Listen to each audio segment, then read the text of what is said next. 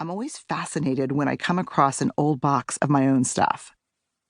I mean, I must have thought something was really important if it warranted saving. If you put all of my memorabilia and artifacts together, you would get the most accurate story of who I was and what I valued at any one point in my life. And you'd probably need no more than a standard issue dining room table to lay it out. I came across this old college paper several years ago when I was starting this book.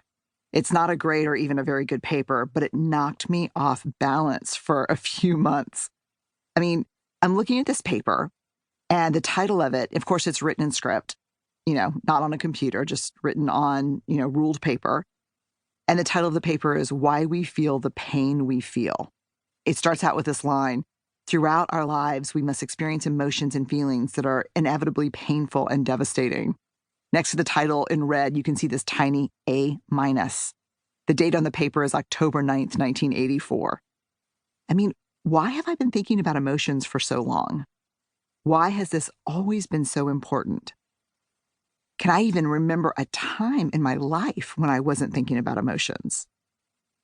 As I unpacked a few other things in the box, a lifeguard whistle, poems I'd written, a mixtape from Steve, and a few pictures, my time capsule transported me back to my flock of seagulls asymmetrical haircut and a 1974 Volvo 240D with a floorboard that was so rusted out I could see the road pass beneath as I drove.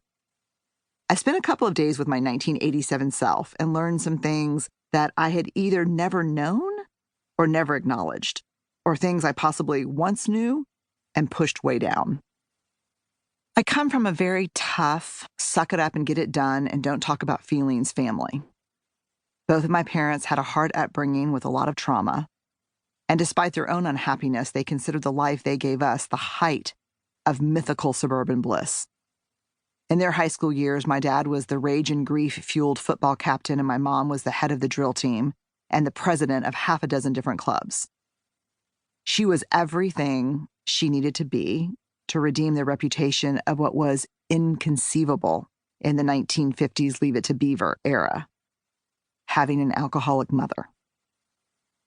When I was growing up, there was a lot of unpredictable behavior and intense emotion in our home. There was intense love, and there was intense rage. There was intense laughter and intense hurt. But even the good times were dicey, because they could turn in an instant. I'm the oldest of four, so I often felt the brunt of the madness, along with the responsibility of protecting my siblings from the unpredictable swings. When things were bad, I was the protector. When things were great, I was the protector in waiting. Always on the outside of the fun, easily teased for being too serious, and always knowing that we were one sideways glance or one smartass comment from chaos. By the time I was in middle school, I had used a combination of my mom's magazines and the after-school specials that I loved to watch to diagnose myself as, quote, crazy. I know that's a pathologizing word, but back then it was really all I had. First, nothing, I mean nothing, was discussed or normalized in my family. Not feelings or fears or periods or friend problems or puberty or money issues or extended family members who struggled with addiction and mental health issues. Nothing. We're all good. Any question or attempt to understand the things that were clearly not good was immediately shut down in punitive ways. For children, it's easy for everything to become a source of shame when nothing is normalized. You assume that if no one is talking about it, it must be you. Second, my parents were confusing. My parents were and are good people who did the very best they could with the tools they had. Sometimes those tools weren't enough.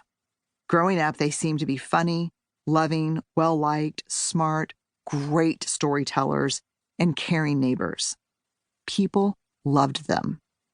Because they were predictably good outside the house and wildly unpredictable inside, I assumed it was us.